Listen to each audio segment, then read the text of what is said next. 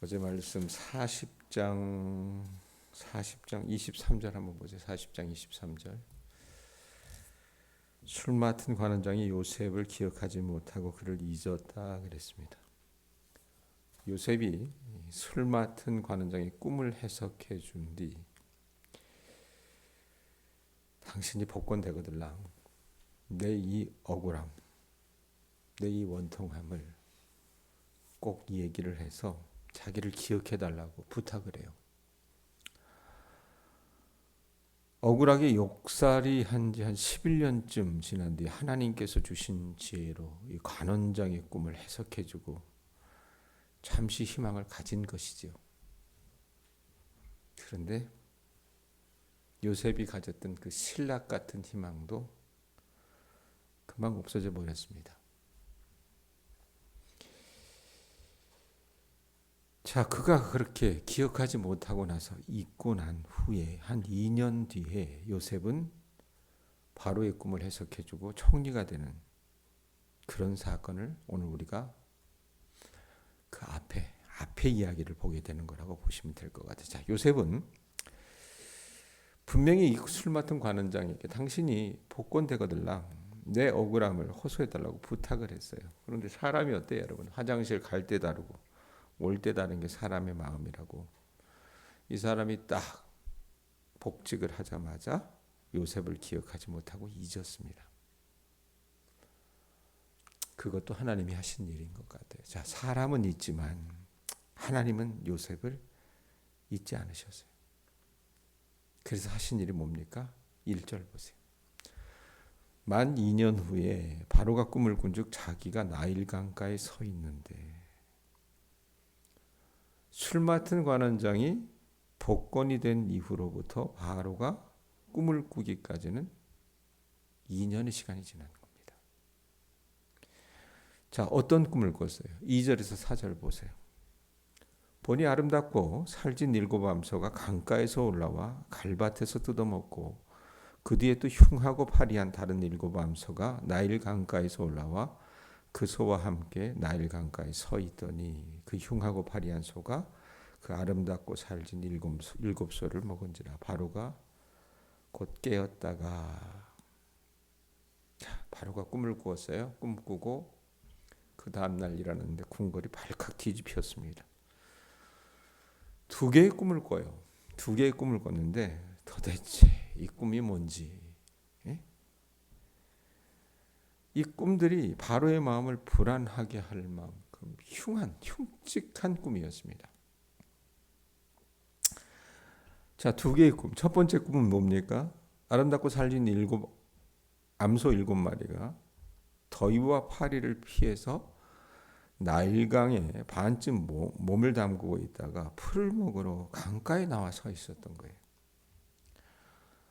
자, 평소 나일강에서 쉽게 볼 수 있는 풍요롭고 평온한 장면이라고 합니다. 중동에서 보면 물이 여러분 귀하다고 얘기하잖아요. 그런데 이 이집트만은 다릅니다. 자, 나일강은 애굽의 힘과 풍요와 생명을 상징해요. 자, 그런데 어떤 일이 벌어집니까? 그 소들이 와서 풀을 뜯는데 흉하고 바짝 마른 7암소가 나일강에서 올라오는 겁니다. 그러면서 앞서 아름답고 살진 7암소는 너무 대조적인 모습의 암소들인데 이 암소들이 어떻게 해요? 흉하고 파리한 것이, 이 끔찍한 것들이 아름답고 살진 암소를 잡아먹었다는 거예요.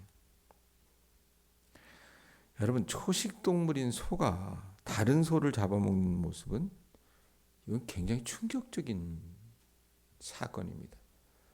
저는 소가 뱀을 먹는 거는 봤어요. 가끔가다 시골의 주인들이 소에게 보양식이라고 해가지고 이렇게 주는 건 봤지만 소는 거의 대부분 초식동물이기 때문에 육식을 하지 않습니다. 그런데 어떻게 소가 소를 잡아먹었다니. 놀란 마음에 꿈에서 깬 바로 왕은 다시 잠이 들어 2번째 꿈을 꿔요. 5절에서 7절 보세요. 아이고 흉측하다 그랬는데 5절에서 7절 보니까 다시 잠이 들어 꿈을 꾸니 한 줄기에 무성하고 충실한 일곱 이삭이 나오고 그 후에 또 가늘고 동풍의 말은 일곱 이삭이 나오더니 그 가는 일곱 이삭이 무성하고 충실한 일곱 이삭을 삼킨지라 바로가 깬즉 꿈이라 그래요. 저 두 번째 꿈도 대상만 다를 뿐이지 거의 비슷한 꿈인 것 같아요. 무성하고 충실한 일곱 이삭을 마른 이삭이 삼켜버리는 흉한 꿈입니다. 자, 말씀해 보면 6절에 보면 동풍이라고 하는데 이 동풍은 5월과 10월에 사막에서 불어오는 바람이래요. 굉장히 뜨거운 바람입니다. 그래서 이 바람이 뜨겁기 때문에 파괴적이기 때문에 성경에서는 많은 경우 이 동풍을 하나님의 심판과 연관시켜요. 자, 이렇게 바로의 꿈에 등장하는 소, 그 다음에 갈밭이라고 하죠. 2절에 보면 갈밭에서 뜯어먹었다 그랬는데 갈밭, 그리고 이 이삭이 당시 고대 근동에서는 식량을 상징하는 것이기 때문에 이 꿈들을 바로는 그냥 지나칠 수가 없었던 겁니다. 자, 그래서 8절 보세요. 바로가 아침에 일어나서 어떻게 했다고 말합니까? 그의 마음이 번민하여 사람을 보내어 애굽의 점술과 현인들을 모두 불러 그들에게 그의 꿈을 말하였으나 그것을 바로에게 해석하는 자가 없었다라고 얘기합니다. 여러분, 바로가 이제껏 살면서 꿈을 이번에만 꾸었겠어요? 여러 번 꾸었을 겁니다. 여러 꿈을 꾸었는데 지금 이 꿈처럼 그를 괴롭게 한 꿈은 없었던 겁니다. 그가 하루의 꿈, 이 두 꿈 때문에 마음이 번민했다라고 얘기해요. 8절 앞부분에 보면. 괴로웠다는 거잖아요. 이 괴로웠다라고 하는 것은 이 꿈이 아무리 봐도 뭔가 메시지가 있는 것 같아요. 그 메시지는 뭡니까? 자신과 애굽의 미래에 관한 어떤 메시지가 아닐까. 어렴풋이 짐작은 해요. 그러나 그걸 풀 수는 없습니다. 그래서 너무나도 괴로웠기 때문에 그 당시 여러분 애굽에 이집트에 꿈을 푸는 사람들이 많았어요. 현인들, 점술가들, 지혜로운 모든 사람들을 불러 모았어요. 자기의 꿈을 이야기해 줍니다. 내가 어젯밤에 꿈을 꿨는데 도통 내가 그 뜻을 모르겠다. 꿈이라면 박사들 아니에요, 이 사람들? 해석을 하게 했는데 그 누구도 속 시원히 이 바로의 꿈을 풀어내는 사람이 없었습니다. 그것도 누가 한 거예요? 하나님이 하셨다는 얘기입니다. 왜 그렇게 꿈을 잘 푸는 사람들이 바로가 꾼 꿈, 그 꿈을 풀어나가지 못하냐 그 말입니다. 자, 아주 골치 아픈 상황이 벌어졌어요. 이럴 때 9절을 보세요. 누가 등장합니까? 술 맡은 관원장이 바로에게 말하여 이르되 내가 오늘 내 죄를 기억하나이다. 자, 바로의 꿈을 해석하기 위해서 모였던 점술가와 현인들, 지혜로운 사람들이 그 꿈을 해석하려고 했는데 해석할 수 없어서 고개를 가로젓는 거예요. 도통 모르겠습니다. 꿈의 해석이라면 달통한 사람들이었는데 이상하게 바로가 꾼 이 꿈만은 신통하게 속 시원하게 풀어내는 사람이 없었던 거예요. 그때 왕의 곁에서 그 상황을 보고 있었던 한 사람이 있었습니다. 그게 누구예요? 술 맡은 관원장이에요. 여러분 41장에서 술 맡은 관원장, 아니 40장에서 술 맡은 관원장이 누군지 우리는 봤잖아요. 술 맡은 관원장이 옆에서 시중 들어야 되니까 보고 앉아있다가 문득 자기가 이전까지 기억하지 못하고 잊었던 한 사람이 머릿속에 탁 뇌리를 스치고 지나가는 겁니다. 그러면서 그가 그 요셉이라고 하는 인물을 왕에게 소개하기 전에 자기 죄를 고백을 해요. 예? 술 맡은 관원장은요, 바로 왕의 꿈을 해석할 수 있는 유일한 사람은 자신이 감옥에서 만났던 그 히브리 청년이라는 것을 확신을 했고 지난 2년 동안 요셉을 까마득하게 잊고 있었던 겁니다. 10절에서 12절 보세요. 바로께서 종들에게 놓아서 나와 떡 굽는 관원장을 친위대장의 집에 가두셨을 때에 나와 그가 하룻밤에 꿈을 꾼즉 각기 뜻이 있는 꿈이라. 그것을 친위대장에 종된 히브리 청년이 우리와 함께 있기로 우리가 그에게 말하며 그가 우리의 꿈을 풀되 그 꿈대로 각 사람에게 해석하더니 그 해석한 대로 되어 나는 복직되고 그는 매달렸나이다. 자, 자기 경험, 2년 전에 자기가 경험했던 것을 왕에게 이야기하면서 요셉이라고 하는 청년을 소개해요. 여러분, 사실 이 과거의 일들은 바로에게도 그리고 관원장에게도 그렇게 유쾌한 일은 아니었잖아요. 그러나 감옥에서 이 관원장이 만났던 히브리 청년의 그 꿈 해석이 그대로 이루어졌다는 것, 자기 삶 속에서 그대로 이루어졌다는 것을 그가 소상하게 설명해야 했기 때문에 관원장은 요셉의 해석대로 자기가 복직된 그 경험을 왕에게 수레하는 거예요. 자, 바로가 들어보니 어때요? 그럴듯하거든요. 그래서 14절에서 16절 보세요. 이에 바로가 사람을 보내 요셉을 부르매 그들이 급히 그를 옥에서 내놓은지라. 요셉이 곧 수염을 깎고 그의 옷을 갈아입고 바로에게 들어가니 바로가 요셉에게 이르되 내가 한 꿈을 꾸었으나 그것을 해석하는 자가 없더니 들은즉 너는 꿈을 들으면 능히 푼다 하더라. 요셉이 바로에게 대답하여 이르되 내가 아니라 하나님께서 바로에게 편안한 대답을 하시리라. 바로가 술 맡은 관원장의 이야기를 듣고 아하 그래? 그럼 그놈이라도 불러오라 이렇게 얘기를 해요. 자, 그렇게 보면 여러분 어떻게 생각을 하세요? 어제 우리가 봤던 40장 말씀, 요셉이 감옥에 있을 때 이 술 맡은 관원장과 떡 굽는 관원장의 꿈을 해석해 준 것은 결국 우연한 일이 아니었다는 얘기입니다. 다 하나님의 계획 가운데 있는 일들이었다고 말이에요. 술 맡은 관원장이 복직을 하고 만 2년이 지나면서 이제 아무도 감옥 속에 있는 요셉을 기억하지 못하고 있는 것 같았지만 하나님께서 기억하시고 하나님께서 하나님의 시간표대로 일하셨던 거라고 말입니다.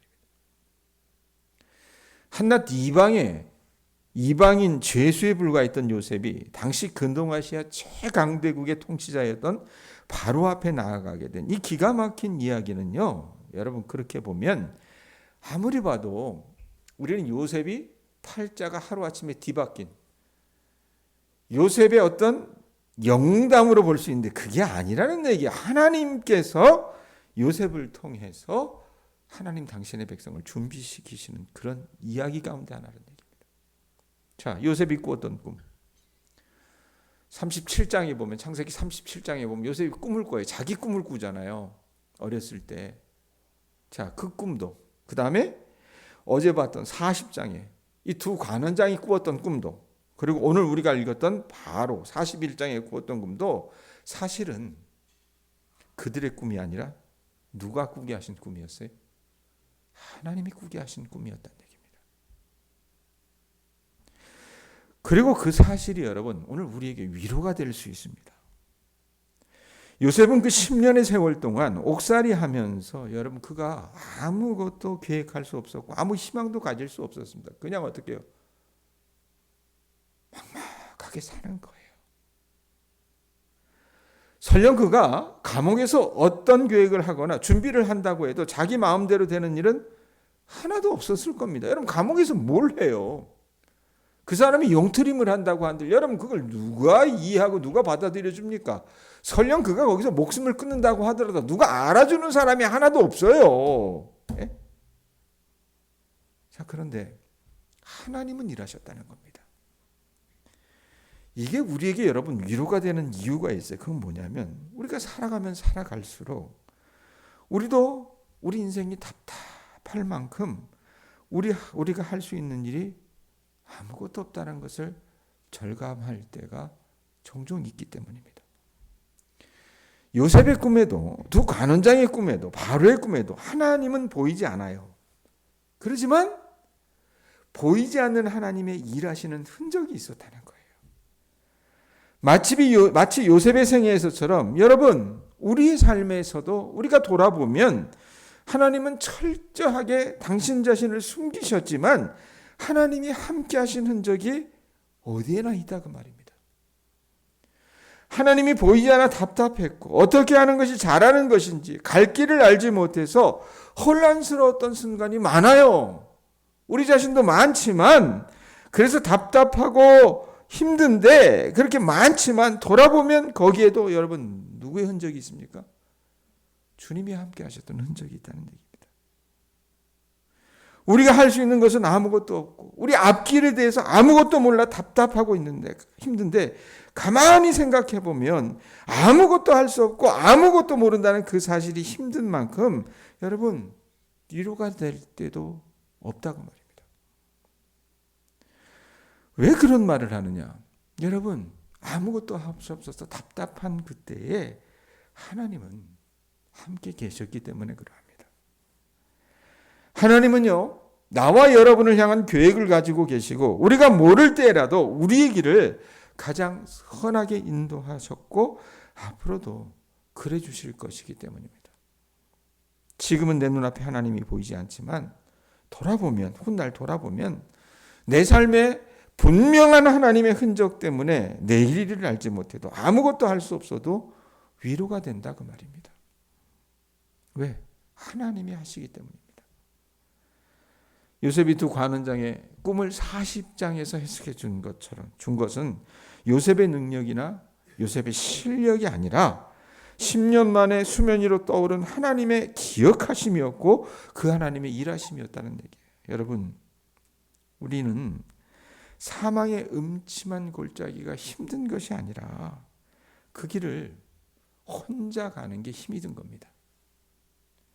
그러나 그 사망의 음침한 골짜기, 그 길을 아시는 하나님이 나와 동행하시며 우리의 피난처가 되신다는 것을 우리가 확신할 수 있다면요.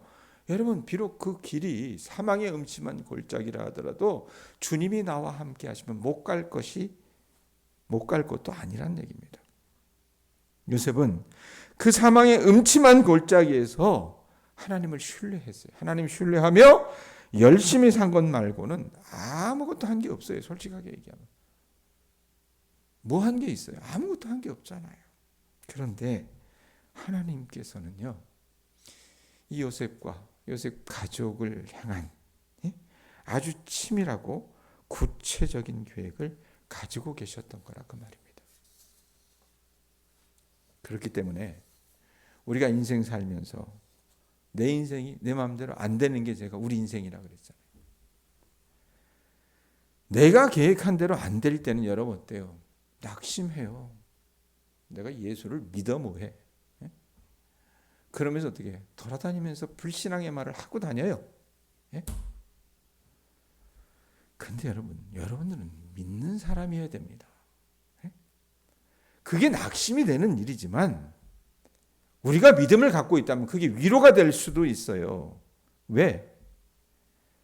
그것이 나에게가 아니라 하나님에게 그 계획이 있다면 말입니다.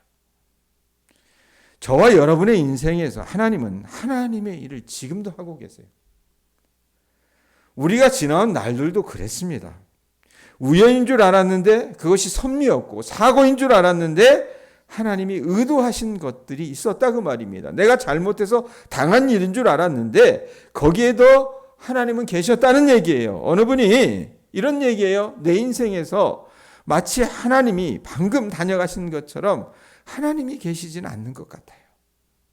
그렇게 말한 것처럼 혼자 여러분 우리가 이 세상을 살면서 지금 나는 이 문제를 풀어야 되는데 답이 안 나오니까 버겁게 사는 것 같지만 돌아보면요. 일이 지나고 나서 돌아보면 내 인생의 족적에 곳곳에 어디에나 하나님의 흔적이 있었다는 것을 고백할 수밖에 없다는 얘기입니다. 자, 이전에 여러분 요셉이 두 간원장의 꿈을 해석해 준 일 이거요. 우리가 믿음의 관점으로 보지 않으면 그저 단순한 해프닝일 줄 알았습니다. 그랬는데 그래서 그것을 다 잊고 있었어요. 잊고 있었는데 2년이 지난 후에 요셉을 바로에게 데리고 가는 역사적인 사건이 되잖아요. 그렇다면 여러분 우리가 지금 있는 이 순간이 바로 그런 역사적인 순간인지도 우리는 알지 못한다는 얘기예요. 여러분들 잘 사셔야 돼요. 저도 그렇고요. 그래서 여러분들이 하루를 살아나가실 때 우리 믿음으로, 즉 하나님을 신뢰함으로 오늘을 살아주셨으면 좋겠습니다. 그러고 나서 훗날 우리가 주님을 보게 될 그날, 그때 우리가 알게 되지 않을까라는 생각을 좀 하게 됩니다. 저는요, 신앙이라고 하는 것이, 믿음 생활이라고 하는 것이 내가 하나님 손에 있는 그것을 얻어내는 게 아니라 철드는 거라고 생각해요. 어렸을 때는 하나님 손에 있는 그것을 꼭 내가 받아내야만 해요. 근데 그건요, 유치원의 신앙도 안 됩니다. 조금씩 우리가 하나님의 뜻을 알게 되면 하나님을 신뢰할 수 있는 거예요. 그리고 어떤 생각을 해요? 어제도 얘기했지만 하나님께서 어려시 알아서 하시겠지, 이런 믿음을 가지고 그리 아니하실지라도, 하나님께서 지금 당장 내게 답을 주시지 아니할지라도 주님이 어련히 알아서 하시겠지, 그 마음 가지고 주님을 신뢰한다면 하나님은 우리의 삶을 통해서 당신의 계획을 이뤄 가실 줄로 믿습니다. 주님이 일하시는 그런 현장이 우리 교우들의 삶이 될 수 있기를 바랍니다. 기도하겠습니다.